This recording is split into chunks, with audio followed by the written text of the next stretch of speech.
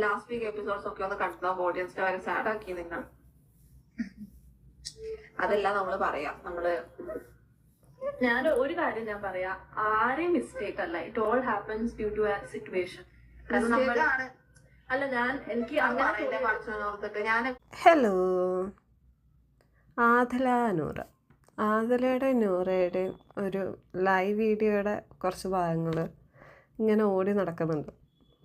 അതിൽ ചില കാര്യങ്ങൾ ഒന്ന് കേൾക്കാം, എന്നിട്ട് ബാക്കി. ലാസ്റ്റ് വീക്ക് എപ്പിസോഡ്സ് ഒക്കെ ഒന്ന് കണ്ടോ? ഓഡിയൻസിനെ വരെ സാഡ് ആക്കി നിങ്ങൾ. അതെല്ലാം നമ്മള് പറയാം. ഞാൻ ഒരു കാര്യം ഞാൻ പറയാം, ആരെയും മിസ്റ്റേക്ക് അല്ല. It all happens due to a സിറ്റുവേഷനിലെല്ലാം നടന്നു പോയെന്ന്.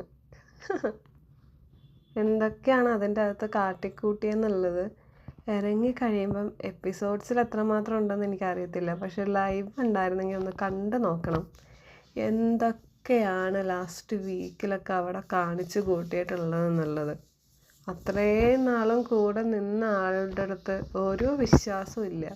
പുറത്തുനിന്ന് വന്ന കുറച്ചെണ്ണങ്ങൾ കുറച്ച് കുത്തിത്തിരിപ്പുണ്ടാക്കിയപ്പോൾ നന്നായിട്ട് അങ്ങ് വിശ്വസിച്ച് നേരെ അനുമോളുടെ അടുത്ത് പോയിട്ട് അടുത്ത കുത്തിത്തിരിപ്പുണ്ടാക്കി, വഴക്കുണ്ടാക്കി, തല്ലുണ്ടാക്കി. എന്തൊക്കെയായിരുന്നു ഒന്ന് കണ്ടു നോക്കണം കേട്ടോ, എപ്പിസോഡ്സിൽ ഉണ്ടെങ്കിൽ. അല്ല എനിക്ക് അങ്ങനെ ഞാൻ വിശദമായിട്ട് പറഞ്ഞോളാം. ഇല്ല, ഞാൻ എന്റെ ഒപ്പീനിയൻ അല്ലേ പറയുന്നത്. ഇല്ലല്ലേ, എനിക്ക് തോന്നിയ കാര്യമാണ്. ലൈക്ക് അതിന്റെ ഉള്ളിലാണ് നമുക്ക് ആർക്കും എന്താ പറയാ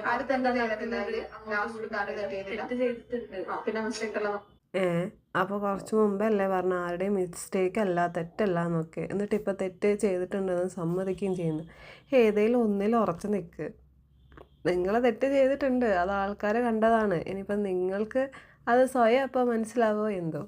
ഇങ്ങനെ ആരെങ്കിലും ഇപ്പം ആദില വന്നിട്ട് നോറയുടെ അടുത്ത് അടിച്ചേൽപ്പിച്ച് പറയിക്കുന്ന കാര്യമല്ല തെറ്റ് ചെയ്തിട്ടുണ്ടെന്നുള്ളത്. ശൈത്യ എന്ന് പറയുന്ന കട്ടപ്പ അതിൻ്റെ അകത്തോട്ട് വന്ന് കയറി തീർന്ന്. ആ കട്ടപ്പ അവിടെ എന്തൊക്കെയാണ് കാണിച്ചു കൂട്ടിയതും അതിൻ്റെ ഇടയിൽ കൂടി ഇരുന്ന് കളിച്ചതും. ഇത്രയും നാളും കൂടെ നിന്നിട്ട് റീ എൻട്രി കയറിയ കട്ടപ്പ ഒന്ന് കളിച്ചപ്പോൾ നേരെ നിങ്ങളെല്ലാം കൂടെ അനുമോൾക്ക് നേരെ തിരിഞ്ഞു.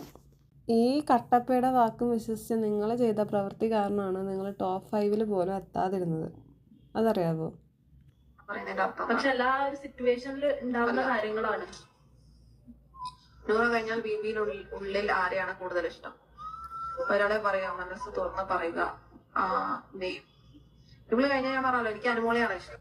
എന്നെ ഇഷ്ടമാണോ ഇല്ലെന്നൊന്നുമല്ല, അങ്ങോട്ട് എനിക്ക് ഇഷ്ടമാണ്. അനുമോളെ ഇഷ്ടമായതുകൊണ്ടായിരിക്കും അത്രയൊക്കെ അതിൻ്റെ അകത്ത് ചെയ്ത് കൂട്ടിയത്. നമ്മളൊരാളെ അത്രയും സ്നേഹിക്കുന്നുണ്ടെങ്കിൽ വഴിയെ പോകുന്ന ആൾക്കാർ ഓരോന്നും പറഞ്ഞ് കേൾക്കുമ്പോൾ നമ്മളത് അത്രയും കാര്യമായിട്ട് എടുക്കത്തില്ല.